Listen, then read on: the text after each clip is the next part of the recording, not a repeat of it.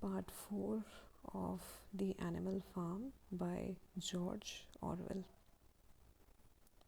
By the late summer, the news of what had happened on Animal Farm had spread across half the country.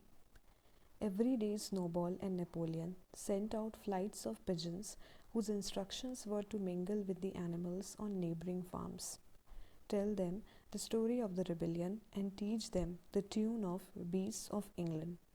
Most of this time, Mr. Jones had spent sitting in the tap room of the Red Lion at Wellington, complaining to anyone who would listen of the monstrous injustice he had suffered in being turned out of his property by a pack of good for nothing animals. The other farmers sympathized in principle, but they did not at first give him much help.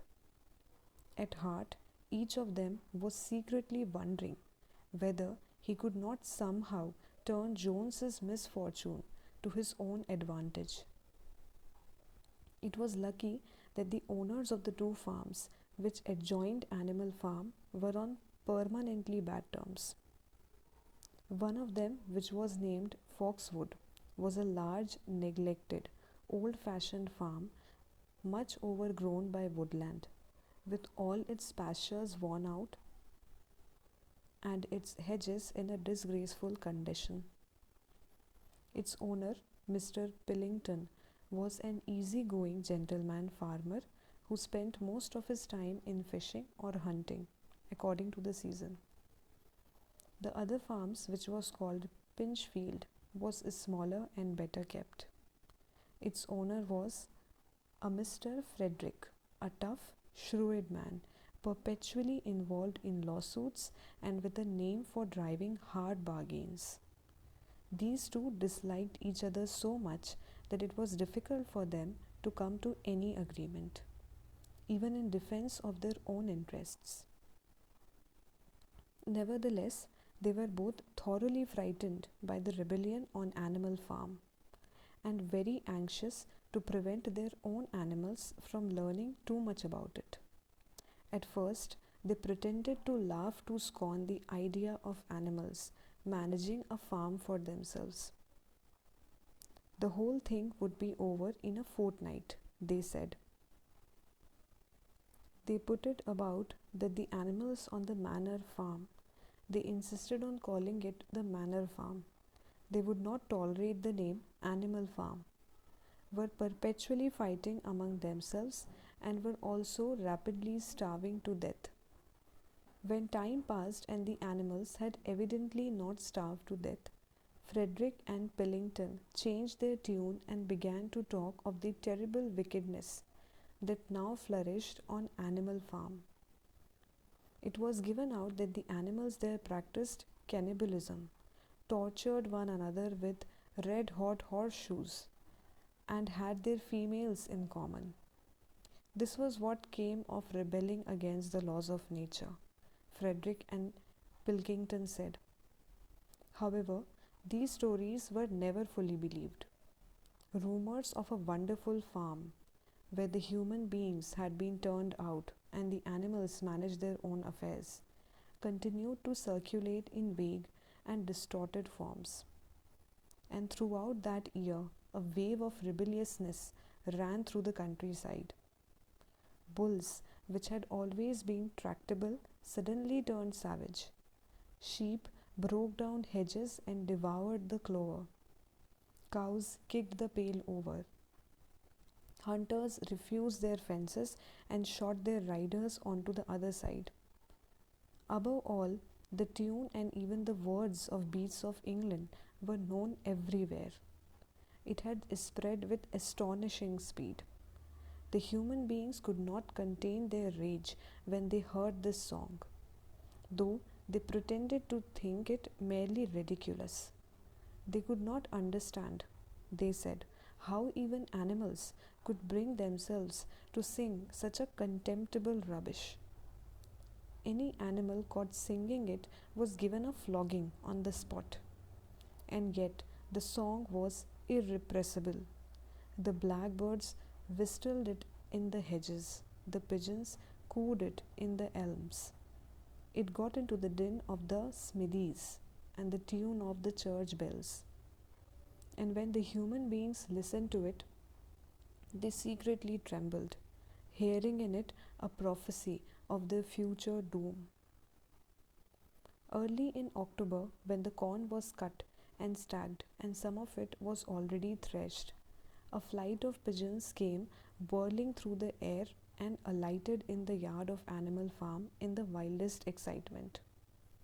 Jones and all his men, with half a dozen others from Foxwood and Pinchfield, had entered the five-barred gate and were coming up the cart track that led to the farm.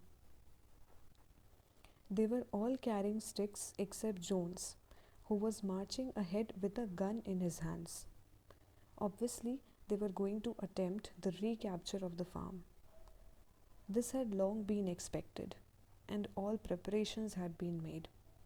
Snowball, who had studied an old book of Julius Caesar's campaigns, which he had found in the farmhouse, was in charge of the defensive operations. He gave his orders quickly, and in a couple of minutes, every animal was at his post. As the human beings approached the farm buildings, Snowball launched his first attack. All the pigeons, to the number of 35, flew to and fro over the men's heads and muted upon them from mid-air. And while the men were dealing with this, the geese, who had been hiding behind the hedge, rushed out and pecked viciously at the calves of their legs. However, this was only a light skirmishing maneuver intended to create a little disorder, and the men easily drove the geese off with their sticks. Snowball now launched his second line of attack. Muriel, Benjamin, and all the sheep, with Snowball at the head of them, rushed forward and prodded and butted the men from every side, while Benjamin turned around and lashed at them with his small hoofs. But once again the men, with their sticks and their hobnailed boots, were too strong for them, and suddenly, at a squeal from Snowball, which was the signal for retreat, all the animals turned and fled through the gateway into the yard. The men gave a shout of triumph. They saw, as they imagined, their enemies in flight, and they rushed after them in disorder. This was just what Snowball had intended. As soon as they were well inside the yard, the 3 horses, the 3 cows, and the rest of the pigs, who had been lying in ambush in the cowshed, suddenly emerged in their rear, cutting them off. Snowball now gave the signal for the charge. He himself dashed straight for Jones. Jones saw him coming, raised his gun, and fired.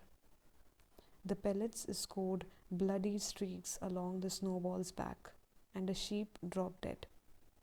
Without halting for an instant, Snowball flung his 15 stone against Jones' legs.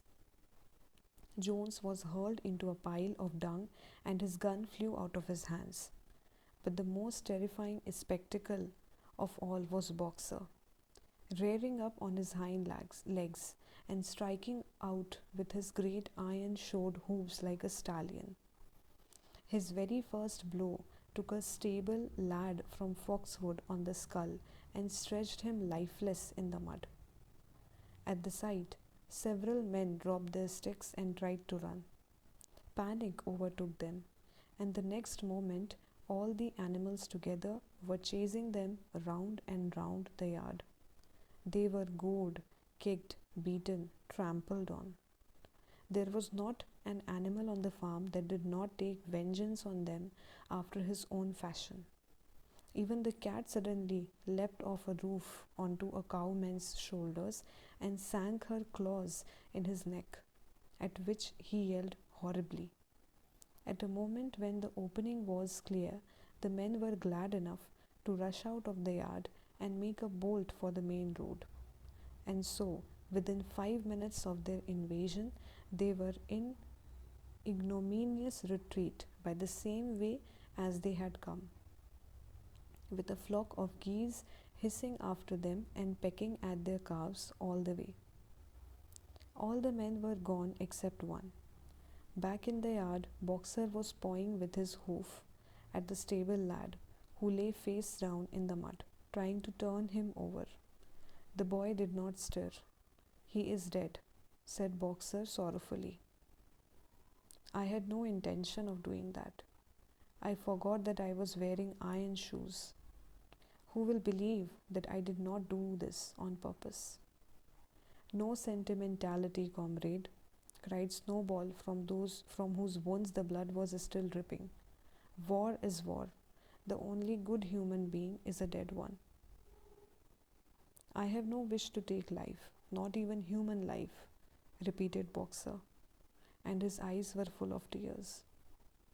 "Where is Molly?" exclaimed somebody. Molly, in fact, was missing. For a moment there was great alarm.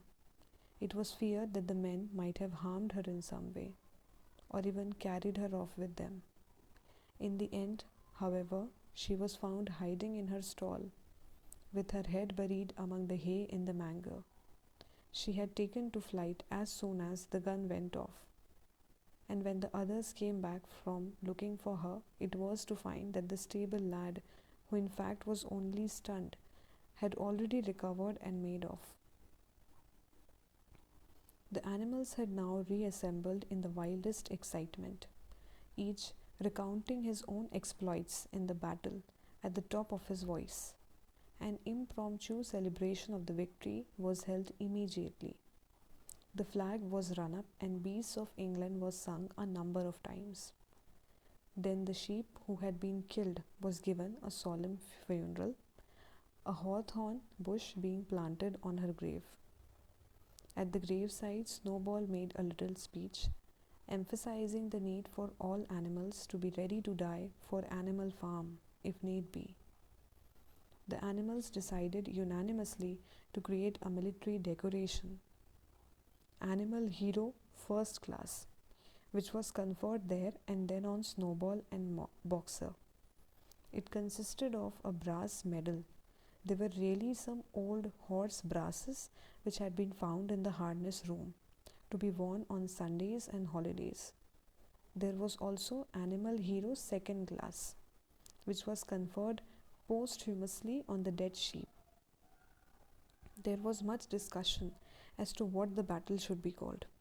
In the end, it was called the Battle of the Cowshed, since that was where the ambush had been sprung. Mr. Jones's gun had been found lying in the mud, and it was known that there was a supply of cartridges in the farmhouse. It was decided to set the gun up at the foot of the flagstaff, like a piece of artillery, and to fire it twice a year, once on October the 12th, the anniversary of the Battle of the Cowshed, and once on Midsummer Day, the anniversary of the rebellion.